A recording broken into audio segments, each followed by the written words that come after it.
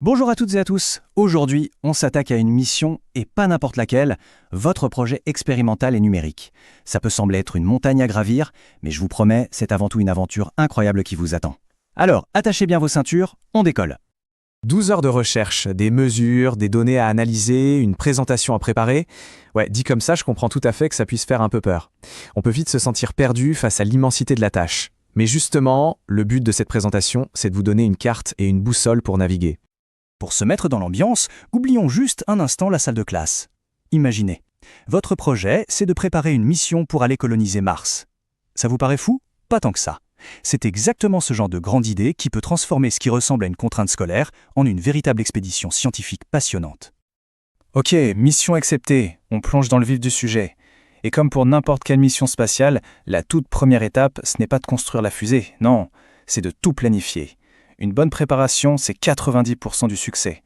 Voyons ensemble comment organiser notre expédition vers la réussite. Bon, d'abord, un petit retour sur Terre. Officiellement, c'est quoi ce projet? Eh bien, c'est un travail de recherche une douzaine d'heures, à faire seul ou en équipe. L'objectif, c'est d'explorer un sujet qui vous intéresse. Mais attention, pas juste en lisant des livres. Il faut faire de vraies mesures, manipuler des données, bref, faire de la science pour de vrai. S'il y a un seul mot, un unique mot à retenir de cette première partie, c'est bien celui-là. Je le répète, organisation. C'est vraiment la clé qui va vous permettre de gérer votre temps, de ne pas paniquer une semaine avant la date limite, et surtout de prendre du plaisir dans ce que vous faites. Et ça commence par une première décision stratégique, on part en solo ou en équipage. Si vous êtes du genre à vouloir tout maîtriser de A à Z, le travail en solo est fait pour vous. Mais attention, ça veut aussi dire plus de travail. Si vous préférez l'aventure collective, le groupe, c'est une super option, à une condition que la communication soit bonne et que chacun fasse sa part. Choisissez bien vos coéquipiers. Une fois l'équipe formée, il faut un plan de vol. C'est assez simple en fait. Premièrement, vous listez toutes les tâches à accomplir. Deuxièmement, vous estimez le temps qu'il faudra pour chacune. Troisièmement, vous fixez des dates butoirs, des deadlines pour chaque étape. Et enfin, le plus important, vous notez tout ça dans un agenda partagé et vous vous y tenez. Voilà, maintenant que la logistique est en place, on peut passer au cœur de la mission, l'idée.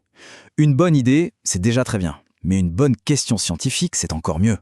C'est vraiment ça qui va guider toute votre recherche et rendre votre projet super intéressant. Et tout commence par un bon vieux brainstorming. Là, c'est le moment de laisser libre cours à votre imagination. Il n'y a aucune mauvaise idée. Pensez à vos passions, à ce que vous voyez dans l'actualité, à un film de science-fiction que vous avez adoré. L'objectif, c'est de jeter un maximum d'idées sur la table, sans aucun filtre, sans se censurer. L'outil parfait pour ça, c'est la carte mentale, qu'on appelle aussi mind map. C'est une technique super visuelle qui permet de partir d'une idée centrale et de l'explorer en créant des branches avec des mots et des concepts qui y sont associés. C'est incroyablement efficace pour organiser ses pensées et faire émerger une vraie question de recherche. Alors concrètement, comment on fait? C'est un processus en 4 temps. D'abord, on choisit l'idée de départ, celle qui plaît à tout le monde dans le groupe. Puis, de manière spontanée, on y associe plein de mots-clés. Ensuite, on essaye de relier ces mots à des paramètres qu'on peut mesurer, à des notions que vous avez vues en cours. Et enfin, on réfléchit, quel appareil, quel capteur pourrait nous aider à mesurer ce paramètre? Allez, on reprend notre mission sur Mars pour que ce soit plus clair.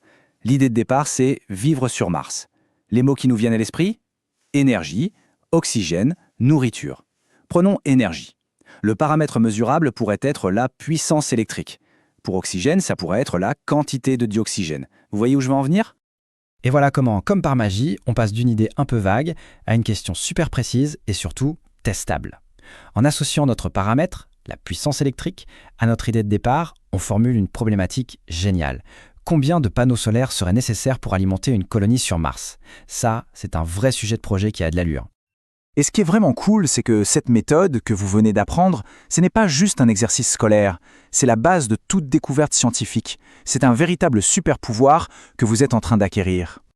En fait, c'est ça la démarche scientifique. C'est tout simplement cette suite logique d'étapes que les chercheuses et les chercheurs du monde entier utilisent tous les jours pour résoudre des problèmes, des plus petits aux plus grands mystères de l'univers. Et cette méthode, elle s'applique absolument à tout.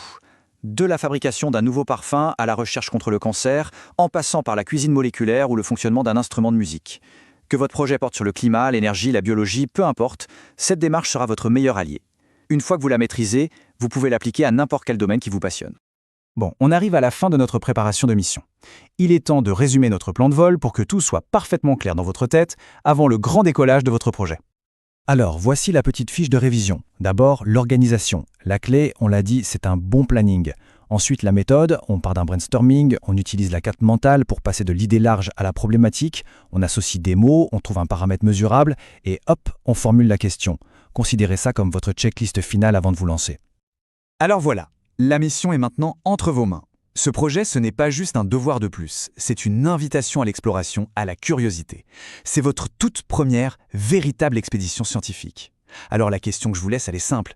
Quel mystère du monde, petit ou grand, avez-vous envie de résoudre ?